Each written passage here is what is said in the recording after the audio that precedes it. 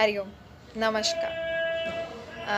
सर्दियाँ शुरू हो चुकी हैं और हम सभी सर्दियों में हेल्दी और स्वस्थ किस तरह से रहें, इस बारे में हम विचार कर सकते हैं। क्योंकि सर्दियों में मोस्टली सभी का रूटीन बहुत ज़्यादा डिस्टर्ब हो जाता है सब, क्योंकि इस समय हमारे शरीर को सबसे ज़्यादा आराम की ज़रूरत होती है। हम सब यही सोचते हैं कि आलस की वजह से हम अपना योगाभ्यास या अपना वर्कआउट स्किप कर देते हैं और इस वजह से हमारा शरीर और ज़्यादा आलसी और लेथार्जिक स्थिति में चला जाता है। तो अपने आप को हम योग के माध्यम से, योगाभ्यास के माध्यम से, प्राणायाम के माध्यम से किस तरह से हेल्दी रखें, किस तरह से एक्टिव रखें, फिट रख सकें अपनी बॉडी को, तो इसी बारे में, इसी विषय पर आज का वीडियो है और हम उस पर चर्चा करेंगे। तो देखा जाता है कि कई लोगों को सर्दियां शुरू होते ही बहुत सारी परेशानियों का सामना करना पड़ जाता है। किसी को या तो खांसी जुकाम लगातार बना रहता है, किसी को सर में दर्द, किसी को इंडाइजेशन। तो इस तरह की परेशानियां शुरू हो जाती हैं, क्योंकि हर किसी का बॉडी टाइप अलग अलग है, तो उनकी समस्याएं भी अलग अलग होती हैं।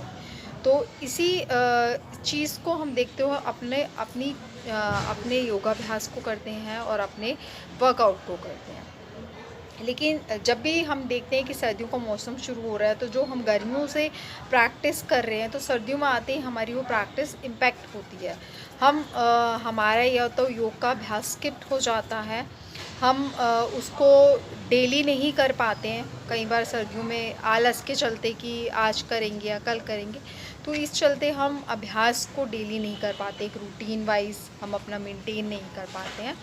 तो इसलिए हम आज आपको बताएंगे कि आप सर्दियों में किस तरह से अपने आप को हेल्दी रख सकें, फिट रख सकें प्राणायाम के माध्यम से। तो सर्दियों में किए जाने वाले कुछ प्राणायाम जो महत्वपूर्ण होते हैं, जो हमारे शरीर को गर्मी भी प्रदान करते हैं और पूरी तरह से हेल्दी रखते हैं, और हम एक अच्छा लाइफस्टाइल मेंटेन कर सकते हैं सर्दियों में भी।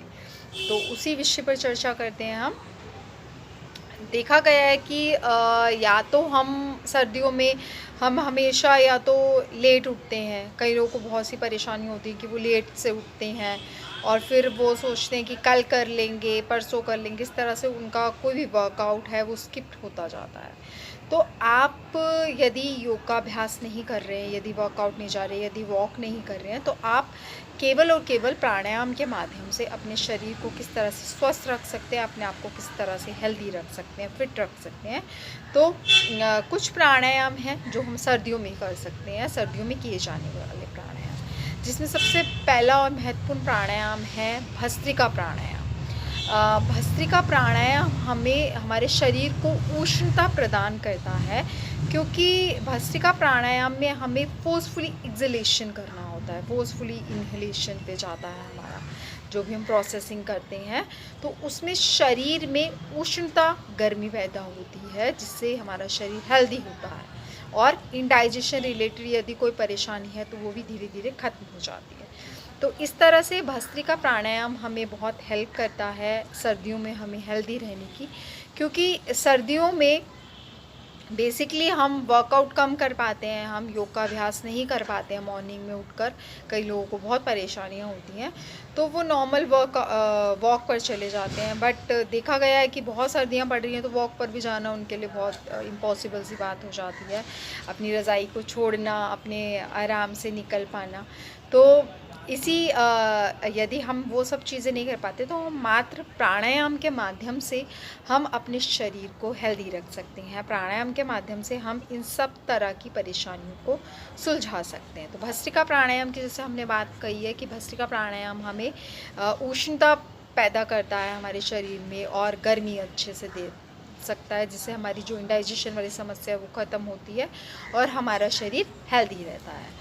साथ ही साथ दूसरे हम प्राणायाम की बात करेंगे, सूर्य भेदी प्राणायाम। सूर्य भेदी प्राणायाम भी भस्त्रिका की तरह ही है, जो हमें शरीर को उष्णता प्रदान करता है। जिस तरह से हम नाड़ी शोधन का अभ्यास करते हैं, उसी तरह से हम सूर्य भेदी प्राणायाम का अभ्यास कर सकते हैं, जिसमें हम अपनी दाएं नासिका रंध्र को, अपनी राइट नॉस्ट्रिल पार्ट को, राइट नॉस्ट्रिल को हमें एक्टिवेट करना होता है। राइट नॉस्ट्रिल के माध्यम से ही हमें श्वास को भरना होता है और लेफ़्ट के माध्यम से हमें प्रश्वास करना होता है। तो जितना भी हम श्वास भरेंगे हम राइट नॉस्ट्रिल से भरेंगे। तो वही चीज़ हम सूर्यभेदी प्राणायाम में भी कर सकते हैं। तो भस्त्रिका, सूर्यभेदी प्राणायाम और सूर्य अनुलोम विलोम भी इसमें बहुत सहायता करता है, क्योंकि यदि हम प्राणायाम का ही मात्र अभ्यास कर लेते हैं तब भी हमारा शरीर हेल्दी रह सकता है और एक्टिव रह सकता है। लेकिन उससे पहले कुछ सूक्ष्म व्यायाम का करना बहुत ज़्यादा ज़रूरी होता है, क्योंकि हमारा शरीर पूरी तरह से खोलने के लिए। तो यदि आप इन तीनों प्राणायाम का अभ्यास अच्छे से करते हैं सुबह के समय एक निश्चित समय पर, वो तो जाहिर है कि आपको उसका एक अभ्यास के समय का एक निश्चितता बनानी होगी।